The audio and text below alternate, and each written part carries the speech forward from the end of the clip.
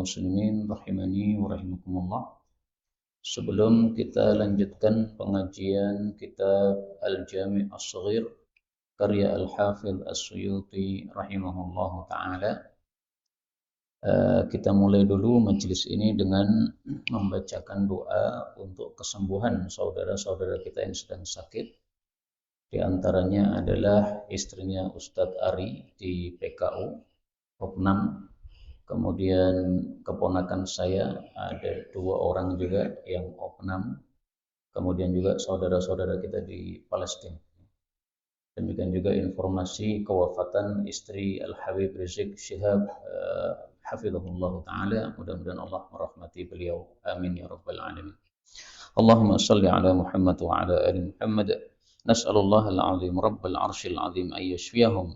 Nas'alullah al-azim rabbal arshil azim ay yashfiyahum. نسأل الله العظيم رب العرش العظيم أن يشفيهم نسأل الله العظيم رب العرش العظيم أن يشفيهم نسأل الله العظيم رب العرش العظيم أن يشفيهم نسأل الله العظيم رب العرش العظيم أن يشفيهم نسأل الله العظيم رب العرش العظيم أن يشفيهم ربنا آتنا في الدنيا حسنة وفي الآخرة حسنة وقنا عذاب النار آمين يا رب العالمين. Kemudian kaum muslimin rahimani wa rahimakumullah, kita sudah sampai pada hadis 3401. Pak mati kenapa ini? Faqala al-muallif rahimahullahu ta'ala wa nafa'ana bihi wa bi 'ulumihi fid dharain amin. At-turabu, debu itu adalah rabi'u, mainan as-sibyan bagi anak-anak kecil. Hadis diriwayatkan oleh Al-Khatib Al-Baghdadi dan hadis ini derajatnya palsu. Sehingga sepantasnya hadis ini tidak disebutkan di dalam kitab Al-Jami' As-Shaghir. Karena Imam Suyuti ketika menulis kitab ini, dia mensyaratkan bahwa dia tidak akan menyebutkan hadis palsu. Tapi ternyata masih ada juga hadis-hadis palsu masuk di sini. Ini hadis ada ceritanya. Sahabat Nabi bersama Nabi melewati anak-anak. Mereka sedang bermain pasir. Maka seorang sahabat Nabi melarang, anak-anak jangan main pasir. Nah, kemudian beliau sabdakan ini, debu adalah mainannya anak-anak kecil. Biarkan, itu adalah mainan mereka. Rabi itu arti asalnya adalah musim semi. Di mana musim semi itu adalah ladang mainan atau ladang kenikmatan bagi ternak-ternak. Nah, maka pasir ini diserupakan dengan ladang musim semi bagi anak-anak karena mereka senang bermain-main dengan debu tersebut. Meskipun hadis ini palsu, kalau saya praktek saya, anak-anak saya main pasir ya saya biarkan, Pak. Kemudian kalau ada orang menegur anak kecil main pasir, nah saya bacakan hadis ini, at-turab rabi'us sibyan. Tapi saya tidak mengatakan sabda Nabi. Pokoknya ada hadis seperti itu. Ya biarkan anak kecil main pasir, nggak ada masalah. Yang penting tidak madharat. Tapi kalau sampai madharat ya menyebabkan gatal-gatal ya jangan. 402 at-tasbihu, tasbih itu lirrijal bagi kaum laki-laki, wat tasfiqu atau at-tasfihu dan tepuk tangan itu lin nisa'i bagi jamaah wanita. Hadis riwayat Ahmad sahih. Ini maksudnya ketika sholat jamaah, kemudian imamnya ada suatu kesalahan. Nah, makmumnya cara mengingatkannya gimana? Kalau makmumnya laki-laki, tasbih, subhanallah. Kalau makmumnya perempuan, maka tepuk tangan. Nah, tepuk tangannya itu dengan cara telapak tangan dalam kanan ditepukkan pada telapak luar kiri. Nah, gini. Jadi jangan begini. Kalau ini tepuk tangannya orang yang main-main di gereja, ya. Kalau kaum muslimin jangan menyerupai mereka. Atau cara yang kedua menurut para ulama, 2 jari ini ditepukkan pada telapak tangannya. Tapi saya lebih suka cara yang pertama. Karena lebih simpel, apalagi kalau kita pas sedang sedekap, ibu-ibu lagi sedekap begini, imamnya salah, nah, tinggal gini. Kalau pakai cara yang kedua, harus balik kedua tangan nih, lebih banyak geraknya. Dan itulah bedanya antara tasfiq dengan qaf dengan tasfiha dengan ha. Karena dalam hadis yang lain, riwayat Bukhari itu pakai ha, tidak pakai qaf. Bedanya apa? Kalau ha itu caranya tadi ya, dengan cara khusus. Tapi kalau tasfiq itu cara biasa. 403 at-tasbihu, tasbih itu nisful mizan, separuh timbangan. Walhamdulillah, adapun alhamdulillah tamla'uhu, memenuhi timbangan. Maksudnya disyariatkan untuk menggabungkan antara tasbih dan tahmid. Subhanallah wa bihamdih atau subhanallah walhamdulillah. Kalau kita gabungkan dua ini, maka sepenuh timbangan. Karena tasbihnya memenuhi separuh timbangan, kalau ditambah alhamdulillah, maka menjadi penuh total. Jadi masing-masingnya separuh timbangan, separuh timbangan. Dan ini menunjukkan bahwa amal manusia besok ditimbang oleh Allah. Ada wujudnya. Sehingga amal-amal itu bisa ditimbang. Wala ilaha illallah, adapun ucapan la ilaha illallah, laisa laha, tidak ada baginya, dunallahi, dari Allah, hijabun, tirai, hatta takhlusa, sehingga sampai ucapan itu ilaihi, kepada Allah subhanahu wa ta'ala. Tapi derajatnya diperselisihkan ya, ada yang mensahihkan, ada yang mendhaifkan. Dan ini hadis menunjukkan fadilahnya la ilaha illallah tidak dikalahkan oleh wirid-wirid yang lain. La ilaha illallah langsung sampai tembus kepada Allah. Sehingga kalau orang mengucapkan la ilaha illallah itu mudah diterima oleh Allah. Kenapa? Karena langsung sampai kepada Allah Subhanahu wa taala. 404. At-tasbihu, tasbih itu nisful mizan, separuh timbangan, walhamdulillah, sedangkan alhamdulillah tamla'uh, memenuhi timbangan. Wat takbiru, adapun takbir, yamla'u, memenuhi ma bainas sama'i wal ardi, antara langit dan bumi. Wasaumu, dan puasa itu nisfus sabr, separuh kesabaran. Kenapa puasa disebut separuh kesabaran? Karena Allah perintahkan kita dua perintah. Satu, menjalankan ketaatan. Dua, meninggalkan kemaksiatan. Nah, puasa itu menahan diri dari sesuatu yang dilarang oleh Allah, berarti meninggalkan kemaksiatan. Tambah satu lagi, yaitu mentaati, melakukan perintah Allah. Maka puasa ini sudah mengambil separuh kesabaran, yaitu sabar dalam meninggalkan larangan Allah Subhanahu wa ta'ala. Kalau ditambah mentaati semua perintah Allah, maka berarti sabarnya sudah sempurna.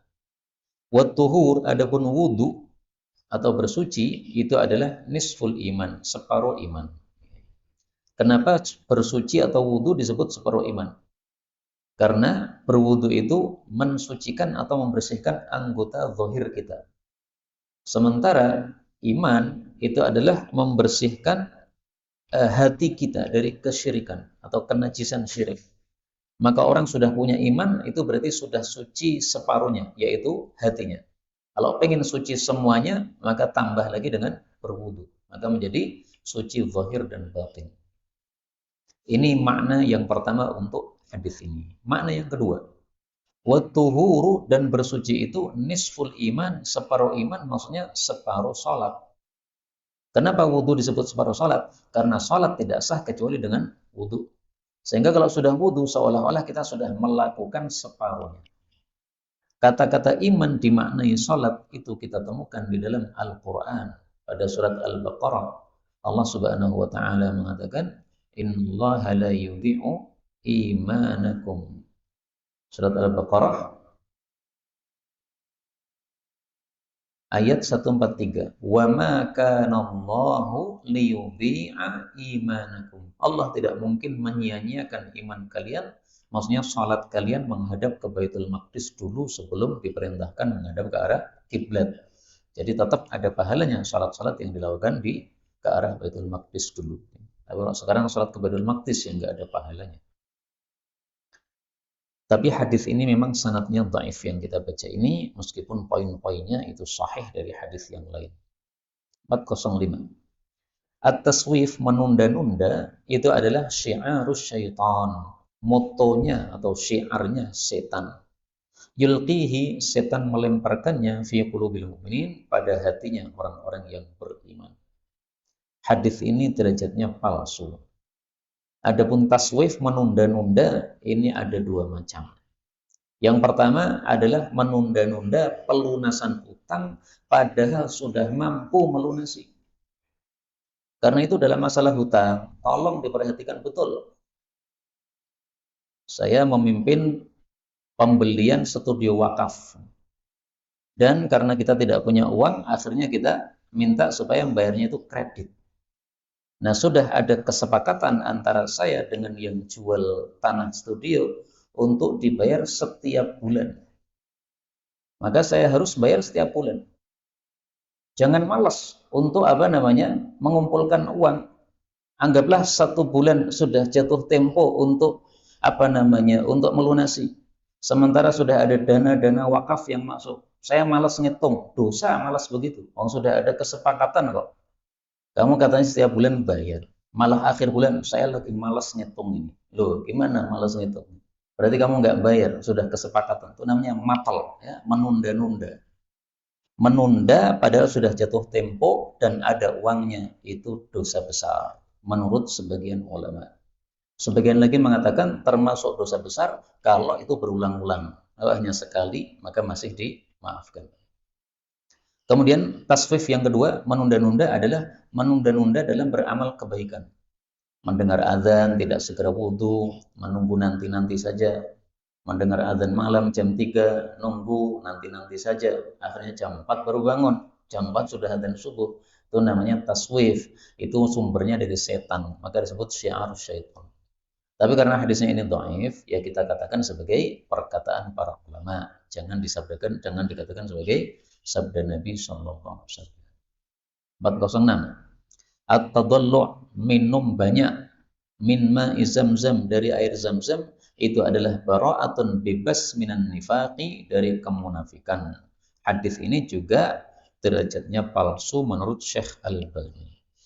Tapi maknanya sahih. Kok bisa maknanya sahih? Nah, gini. Saya kan sering ya mengatakan ini hadisnya dhaif tapi maknanya sahih. Kok bisa gitu toh? Karena gini, hadis itu dhaif itu dari sisi sanadnya dhaif. Tapi maknanya secara umum dikuatkan oleh dalil-dalil yang lain sehingga maknanya sahih. Nah, hadis ini tadi yang kita baca itu ada yang menguatkannya. Ayatu ma bainana wa bainal munafiqin, tanda antara kita dengan orang munafik, tanda pemisahnya itu adalah annahum la yatadalla'una min zamzam. Orang-orang munafik itu tidak minum banyak dari air zamzam. Ini hadis disahihkan oleh Hakim, meskipun didhaifkan oleh Al-Albani. Kenapa orang-orang munafik tidak minum banyak dari air zam-zam? Karena mereka tidak percaya sabda Nabi Sallallahu Alaihi Wasallam. Tapi kalau orang beriman percaya sabda Nabi, Nabi bersabda, siapa yang minum air zam-zam, dia mendapatkan sesuai yang dia inginkan. Panjenengan belum punya anak, kemudian datang ke Mekah umroh, kemudian mengambil air zam-zam sebanyak-banyaknya diminum. Setiap hari minum 10 gelas misalnya di sana. Ketika minum, minta kepada Allah, ya Allah, berilah saya keturunan. Nah, kata Nabi SAW, air zam-zam itu sesuai dengan tujuan kita minum. Ma'u zam-zam, air zam-zam itu 5 syuribalahu. Tergantung tujuan minumnya untuk apa. Hadis riwayat Ibnu Majah, sahih. Nah, orang beriman tuh kalau mendengar sabda Nabi, percaya. Sehingga mereka kalau ketemu air zam-zam, wah, nyosor, minum yang banyak. Kalau munafik nggak peduli, Allah Muhammad ngomong kosong. Nah, maka makna hadis ini apa? Maknanya bisa dikatakan sahih karena dikuatkan oleh dalil-dalil yang lainnya lagi. Mudah-mudahan semua kita bisa haji dan umrah mabrur. Amin ya rabbal alamin. 407. At-taflu atau at-tuflu, meludah fil masjid, di dalam masjid, itu adalah khati'atun, dosa. Dosa artinya apa? Haram. Wa kafaratuhu, sedangkan kafarah bagi dosa tersebut ayyuwariyahu, bahwasanya dia menutupi ludah tadi. Hadis riwayat Abu Dawud sahih. Ini penerapannya untuk masjid yang masih tanah, Pak. Kalau masjid yang sudah karpetan begini, kafarahnya bukan ditutupi dengan debu, tambah kotor lagi. Jadi yuwariyahu, menutupi, ini maksudnya menutupi dengan debu atau dengan pasir, ya. Tapi kalau zaman sekarang masjidnya sudah karpetan, ya kafarahnya harus dilap atau dipel. Dan ini hadis menunjukkan bahwa masjid itu tidak pantas dikotori meskipun tidak najis. Ludah ini suci. Sepakat ulama ludah suci. Nggak ada satupun ulama katakan ludah ini najis. Tapi meskipun suci, tapi kan kotor. Buktinya kita tidak ada yang mau dikasih ludah orang, nggak ada yang mau. Kecuali ludahnya Rasulullah sallallahu alaihi wasallam. 408. At-takbiru takbir fil fitri pada salat Idul Fitri, tapi sama juga dengan salat Idul Adha, adalah sab'un fil ula. 7 kali pada takbir yang pertama, wa khamsun dan 5 kali fil akhirah pada takbir yang kedua, pada rakaat yang kedua. Wal qiraah adapun baca Qur'annya ba'dahuma setelah takbir tersebut kiltaihima kedua-duanya. Hadis ini disahihkan oleh Imam Bukhari dan yang lain-lain. Jadi hadis ini bisa diamalkan. Meskipun saya jujur ya, ada ulama yang mendhaifkan hadis ini, ada. Sehingga mereka mengatakan salat Idul Fitri dan Idul Adha sama dengan salat subuh, takbirnya cuma sekali. Tapi kalau saya pribadi pilih salat Id takbirnya 7 dan 5. Disingkat menjadi takbir tumo, pitu lan limo. Kenapa takbirnya 7 dan 5? Ya wajar. Takbir itu adalah untuk mensyukuri nikmat Allah. Kita sudah selesai puasa Ramadan, ini nikmat besar ini. Makanya dalam Al-Quran Allah mengatakan, walitukmilul iddah walitukabbirullah. Kalau sudah menyempurnakan puasa Ramadan, kalian takbir kepada Allah. Nah, takbiran fungsinya apa? Untuk mensyukuri nikmat Allah. Nah, maka salat Idul Fitri pantas dong kalau takbirnya dibikin lebih banyak, 7 dan 5. Karena ada kaitannya dengan mensyukuri nikmat Allah puasa Ramadan tadi. Jadi dari sisi masuk akalnya masuk akal. Dari sisi dalilnya sahih menurut Imam Bukhari. Tapi memang saya jujur, ini masalah khilafiyah. 7 dan 5 ini caranya bagaimana? Kalau mazhab Syafi'i caranya gini, Pak. Allahu Akbar, takbiratul ihram, okay? Terus membaca doa iftitah, Allahumma ba'id baini dan seterusnya. Kalau sudah, baru kemudian Allahu Akbar, takbir 7 kali. Nah, berarti kalau ditambah dengan takbiratul ihram, takbirnya jadi 8.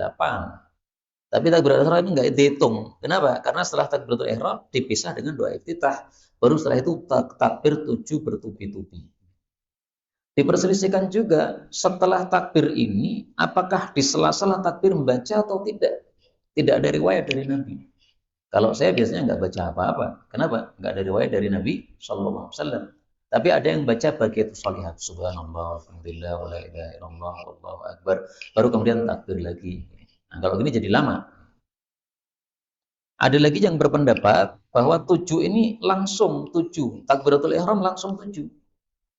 Kalau sudah takbir plus takbiratul ihram 7 bukan 8, baru kemudian baca iftitah dan seterusnya. Nah, karena ada perselisihan ulama, silahkan bebas yang mana. Kalau saya biasanya, saya tidak pakai mazhab Syafi'i, sehingga saya pakainya langsung 7 di awal. Karena saya itu sering lupa, Pak.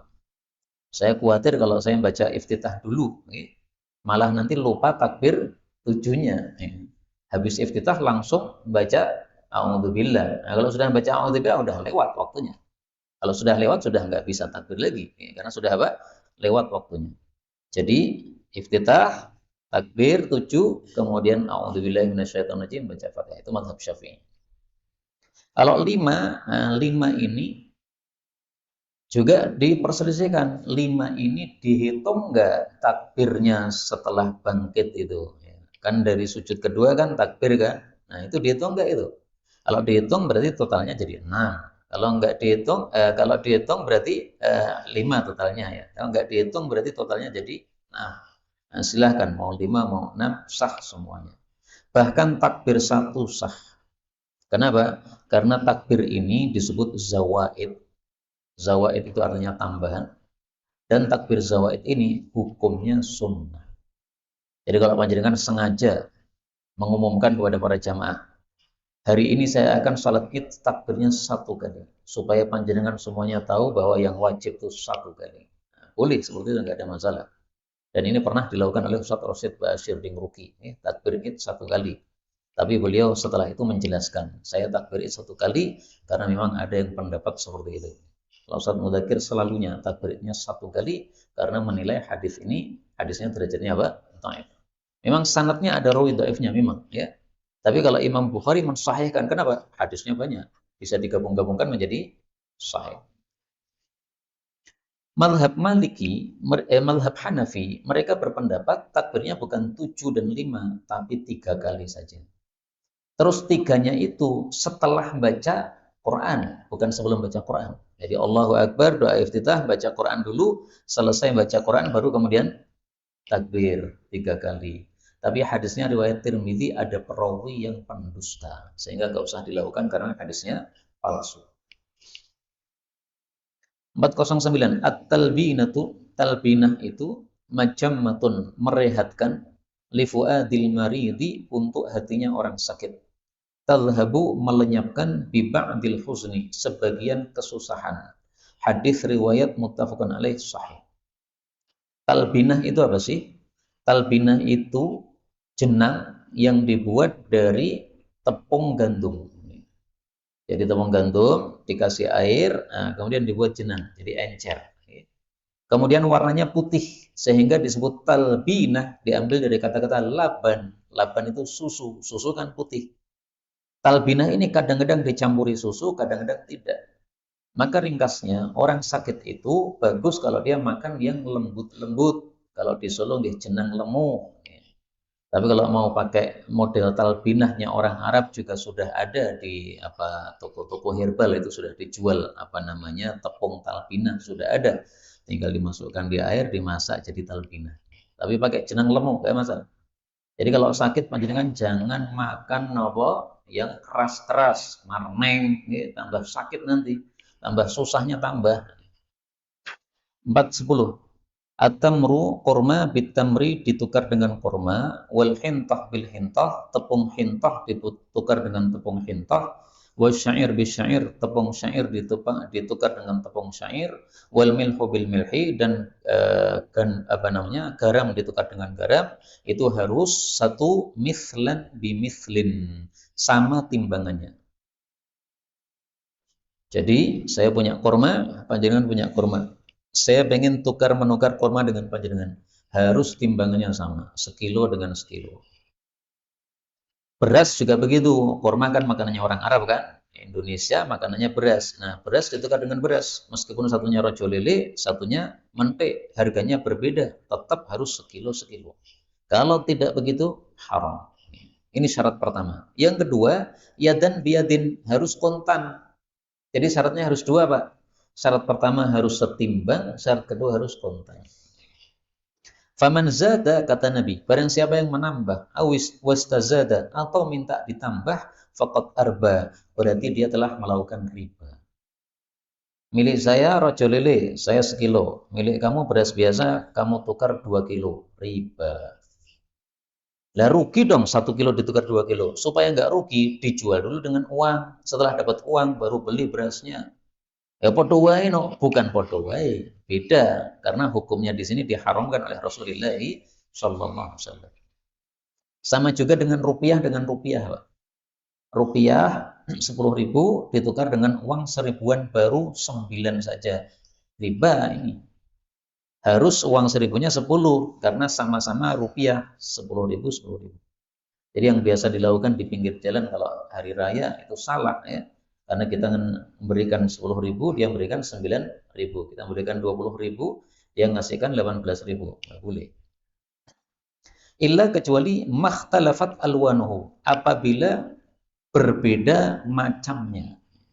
Berbeda macamnya maksudnya kurma ditukar dengan hintah. Nah, ini tidak harus setimbang. Ini boleh tidak? Ini boleh beda timbangan. Kurmanya 1 kilo, hintahnya misalnya 0,5 kilo, karena hintahnya lebih mahal. Boleh. Kenapa boleh? Karena beda. Dan hadis ini sekaligus menunjukkan bahwa hintah dengan syair itu 2 jenis yang berbeda. Dan ini pendapat mayoritas para ulama. Hintah itu tepung, syair itu juga tepung, tapi 2 jenis yang berbeda. Menyelisih mereka Imam Malik. Imam Malik katakan hintah sama syair itu 1 jenis. Nah, tapi kalau mayoritas ulama mengatakan enggak, itu beda jenis. Itu kalau di Indonesia kira-kira seperti antara tepung dengan terigu. Sama-sama bentuknya kayak begitu, tepungan begitu. Tapi satunya tepung, satunya terigu. Beda. Penggunaannya pun juga beda. 411. At-tawadhu, tawadhu itu la yazidu, tidak menambah al-abda, hamba, illa rif'atan, kecuali ketinggian. Fatawadhu'u, maka tawadhu'lah, yarfa'kumullah, Allah pun akan meninggikan kalian. Yang dimaksud di sini meninggikan di dunia dan di akhirat. Imam Ghazali dalam kitab Bidayatul Hidayah mengatakan, seseorang itu supaya tawadhu, maka sepantasnya kalau ketemu siapapun dia merasa bahwa orang itu lebih baik. Kalau dia anak kecil, dia lebih baik karena belum punya dosa. Kalau dia orang tua, maka dia lebih baik karena amalnya sudah lebih banyak. Kalau dia orang kafir, maka kita nggak tahu kapan dia itu matinya nanti kayak apa.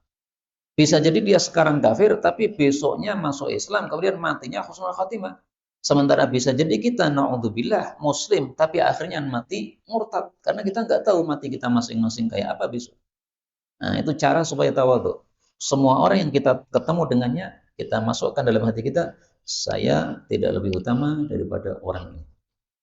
Siapapun merasa begitu, itu supaya tawadhu. Silahkan baca dalam kitabnya Imam Ghazali, Bidayatul Hidayah. Dan ini termasuk kitab karya Ghazali di akhir-akhir hayatnya. Sehingga kitab yang bagus. Karena berarti ilmunya sudah matang. Ditulis setelah kitab Ihya Ulumuddin. Kalau Ihya Ulumuddin kan banyak hadis-hadis palsunya ya, atau hadis dhaifnya. Tapi kalau yang Bidayatul Hidayah ini mungkin lebih bagus. Kemudian wal afu, dan memaafkan itu la yazidul abda, tidak menambah seorang hamba illa izzan, kecuali kemuliaan. Fa'fu, maka maafkanlah, yu'izzakumullah, Allah akan memuliakan kalian. Maksudnya memuliakan di sini di dunia dan di akhirat. Karena orang yang mudah memaafkan itu masuk dalam hatinya orang-orang sebagai orang besar. Wah, ini orangnya besar karena suka memaafkan. Kemudian besok di akhirat Allah Subhanahu wa taala akan memaafkan dia juga. Karena Allah membalas dengan yang setimpal. Kamu dulu di dunia suka memaafkan, nah, maka sekarang kamu saya maafkan. Sehingga dimuliakan oleh Allah, tidak dimasukkan neraka, diampuni semua dosanya karena dulu mudah memaafkan. Karena itu mari kita mudah memaafkan.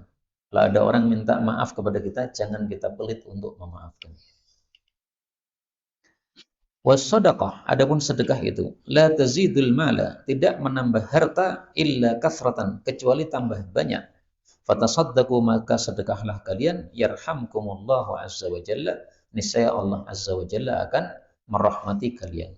Hadis ini sanadnya dhaif, tetapi maknanya sahih dari hadis-hadis yang lain. Yang dimaksud sedekah itu menambah banyaknya harta, itu bukan wujudnya tambah, enggak. Kita punya 10.000, kita sedekahkan 1.000, otomatis berkurang jadi 9.000. Tapi yang dimaksud tambah ini berkahnya. Jadi kasratan, banyak, itu maksudnya apa? Berkahnya. Karena itu jangan percaya celotehan seorang penceramah atau mubalek di Indonesia yang populer dulu-dulu ya, yang mengatakan sedekahkah 50.000 nanti Allah kirim 500.000. Ngawur. Kalau semua kita sedekah niatannya supaya 50.000 jadi 500.000, itu berarti pahalanya 0. Kenapa? Karena niatannya adalah baliknya duit tadi, nggak ada pahalanya. 412.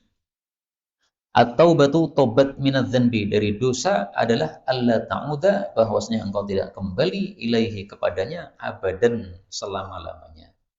Hadis ini dhaif. Dan maksud hadis ini bisa dimaknai dua.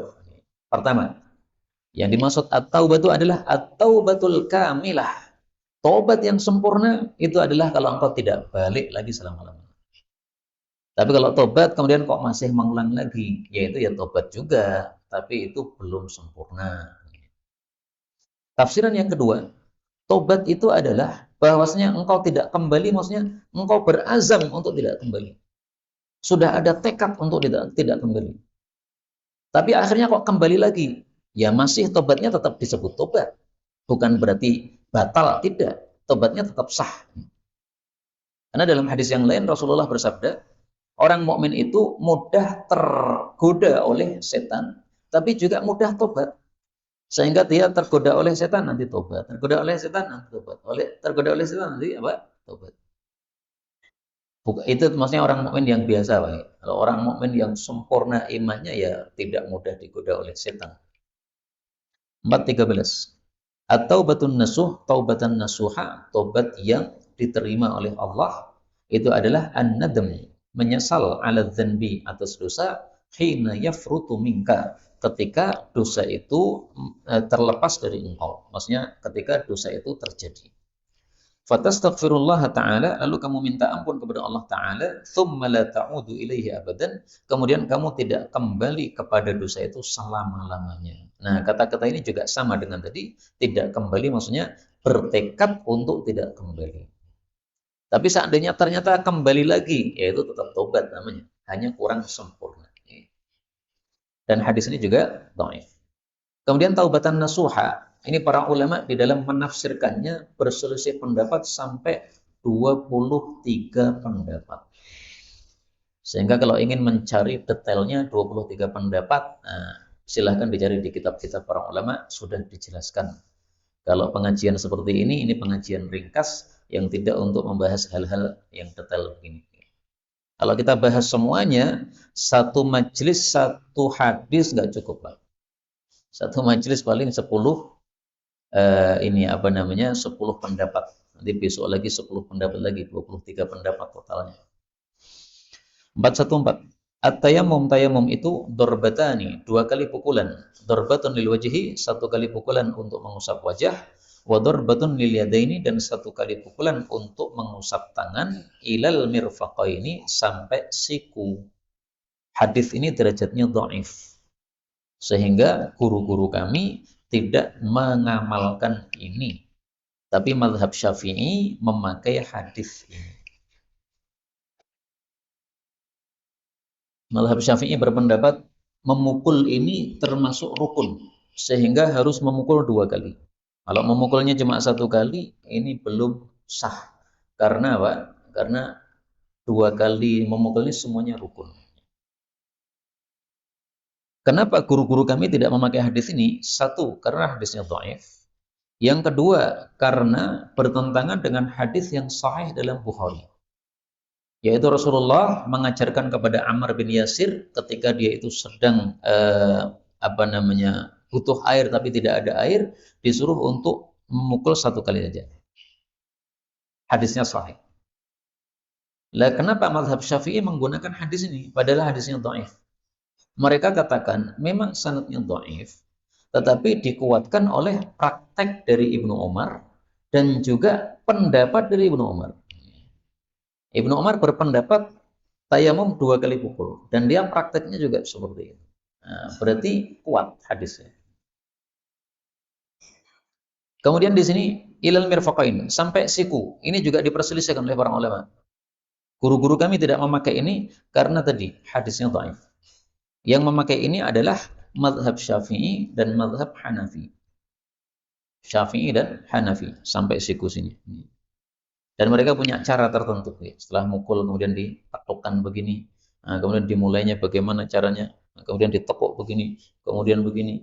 Nah, kalau guru-guru kami nggak harus begitu. Yang penting diusap wajahnya semuanya. Dan diusap telapak tangannya atas sama bawah semuanya.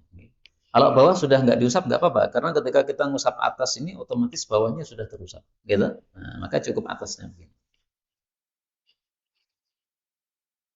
Jadi prakteknya bismillah, tepukkan. Kalau debunya banyak ditiup, kalau tidak banyak nggak usah ditiup. Kemudian wajah, famsahu biwujuhikum, kemudian wa aydikum, telapak tangan. Simpel lagi. Kalau yang mazhab Syafi'i tadi agak ribet. Oh begini. Kemudian cara-cara tertentu, nggak harus begitu sebenarnya.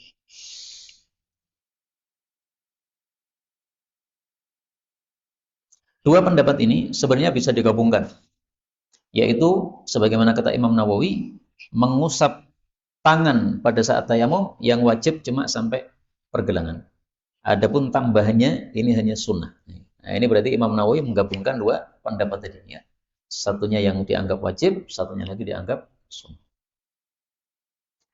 Sudah selesai alhamdulillah hadis-hadis yang dimulai dengan huruf ta. Sekarang kita lanjutkan hadis-hadis yang dimulai dengan huruf sa. 415. Salasun 3 perkara, man orang yang kunna fihi, adalah 3 perkara itu ada padanya, wajada halawatal iman, dia mendapati manisnya iman. Manisnya iman maksudnya dia melakukan iman ini terasa lezat. Disuruh sholat, nggak keberatan. Disuruh pakai jilbab, nggak keberatan. Disuruh baca Quran, nggak keberatan. Manis rasanya, enak. Nah, supaya bisa seperti itu gimana caranya? Satu, ayyakunallahu wa rasuluhu, bahwasanya Allah dan Rasulnya ahabba ilaihi, lebih dia cintai mimma siwahuma, daripada selain keduanya. Dan mencintai Allah dan Rasul harus dibuktikan dengan ketaatan. Kalau kita tidak taat kepada Allah dan Rasul berarti belum cinta. Yang kedua, wa ayyuhibbal mar'a, mencintai seseorang la yuhibbuhu illa lillah, tidak mencintainya kecuali karena Allah. Ya, bukan karena hartanya, bukan karena cantiknya dan sebagainya, tapi karena dia orang saleh misalnya, atau karena dia orang baik, ya, akhlaknya baik. Yang ketiga, wa ayyakraha, bahwasanya dia benci ayyauda fil kufri, kembali kepada kekafiran, ba'da id anqadhahullah, setelah Allah menyelamatkan dia minhu, dari kekafiran, kama yakrahu, sebagaimana dia benci ayyul qafinnar, bahwa dia dilempar ke dalam api. Hadis muttafaqun alaih. Hadis ini menunjukkan bahwasanya jeleknya kafir itu seperti jeleknya api, Pak. Api itu bersifat apa? Merusak, membakar, dan sebagainya. Nah, kafir juga begitu, bisa merusak. Kemudian dari hadis ini, para ulama mengambil kesimpulan, ringkasnya tiga hal ini adalah dua hal. Satu adalah tahliyah.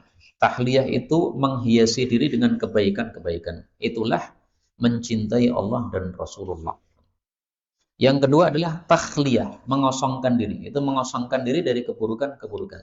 Itulah yakrohu ayyulqa fil kufr, ya, ayyamuda bil kufr. Dia enggak suka untuk balik kepada kekafiran.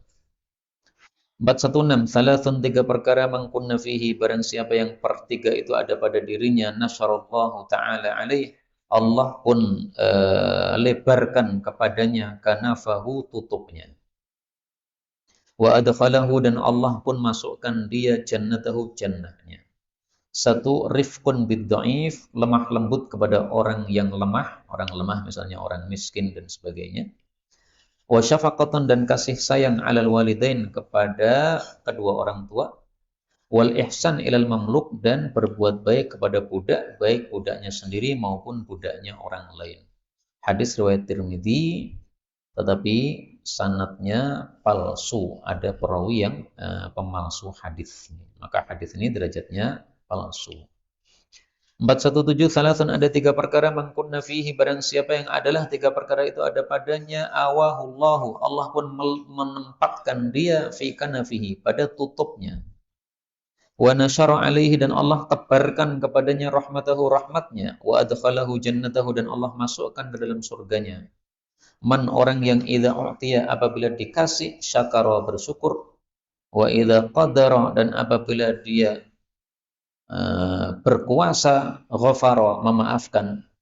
Maksudnya berkuasa terhadap orang yang sudah zalim kepadanya, sudah menguasainya, lalu dia memaafkan. Wa idza, dan apabila ghadaba, dia marah, fatara, dia pun menjadi tenang. Ya. Tenang maksudnya tidak melanjutkan marahnya, tapi menahan marahnya. Hadis ini derajatnya diperselisihkan ulama. Ada yang mengatakan sahih, yaitu Imam Hakim. Ada yang mengatakan dhaif, bahkan ada yang mengatakan palsu. Tapi isinya bagus kan? Satu, kalau dikasih bersyukur. Dua, kalau sudah menguasai orang yang menzalimi kita dan dia sudah minta maaf misalnya, nah, dimaafkan saja. Tiga, kalau marah ditahan marahnya. Ini bagus semua sifat-sifatnya. 418. Salasun, tiga perkara, mangkunna fihi, barang siapa yang tiga perkara itu ada pada dirinya, fahuwa, maka dia itu minal abdal, termasuk wali-wali abdal. Wali abdal itu adalah wali-wali pilihan Allah, yang setiap kali walinya Allah ini mati, pasti akan digantikan oleh Allah wali yang lain. Maka disebut abdal karena ada badalnya, ada gantinya. Jadi setiap saat pasti ada wali abdal, wali-wali pilihan. Nah, supaya kita termasuk wali abdal gimana? Satu, ar-ridha bil qada, ridha terhadap ketetapan Allah. Allah kasih sakit, nggih ridha. Allah kasih sehat, alhamdulillah. Allah kasih miskin, nggih ridha. Kasih apapun oleh Allah, ridha. Yang kedua, wasabru, dan sabar an maharimillah, dari keharaman-keharaman Allah. Ini haram, tinggalkan. Ini haram, nah, jangan dilakukan. wal ghadab, dan murka fi dzatillah, karena zatnya Allah Subhanahu wa taala. Maksudnya murka ketika larangan Allah dilanggar. Ada orang mabuk-mabuk, marah, ini kurang ajar orang-orang ini. Ini haram kok malah mabuk-mabuk. Datang ke apa namanya walimahan, ternyata di situ ada biduanita dangdutan nyanyi di situ, marah, nggak jadi datang. Seperti Abu Ayyub diundang oleh Ibnu Umar, ternyata tembok rumahnya ditutupi dengan kain. Maka tanya, kalian sekarang menutupi rumah kalian dengan kain sebagaimana Ka'bah, kan sudah dilarang oleh Rasulullah. Nah, maka Ibnu Umar mengatakan, mohon maaf, kami kalah dengan para wanita. Sudah saya larang, tapi mereka masih nekat. Nah, maka Abu Ayyub mengatakan, orang yang saya khawatirkan kalah dengan wanita, kamu itu tidak saya khawatirkan. Kok kamu kalah sama wanita? Saya tidak mau makan hidanganmu, dan saya tidak mau masuk dalam kursimu. Akhirnya dia keluar. Marah fidatillah kayak begini. Melihat pengantin laki-laki perempuan di samping, didampingkan di atas podium begitu, sehingga jamaah laki-laki dan jamaah perempuan bisa melihat pengantin laki-laki dan wanita tadi. Marah. Nah, itu sudah benar. Karena sebenarnya tidak ada satupun ulama membolehkan bahwasanya pengantin wanita itu ditampilkan di atas yang bisa dilihat oleh semua jamaah. Jadi mestinya pengantin perempuan bersama perempuan, pengantin laki-laki bersama laki-laki. Sungguh aneh kalau yang melakukan itu orang yang sudah lama ngaji. Sungguh aneh. Kalau orang awam nggak pernah ngaji ya wajar lah, nggak paham kayak gini nggak paham, Pak.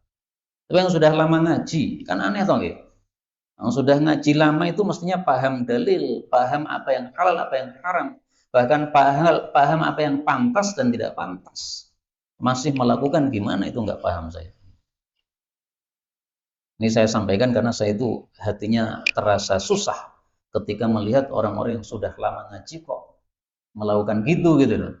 Kalau orang apa namanya tidak ngaji ya saya mewajari, memaklumi, semua orang ngaji nyetra mudeng. Udah berpuluh-puluh tahun ngaji, mungkin sudah 40 tahun ngaji, mungkin sudah khatam tafsir Quran, tapi masih begitu. Mungkin juga alumni pesantren, tapi begitu kan aneh. 419.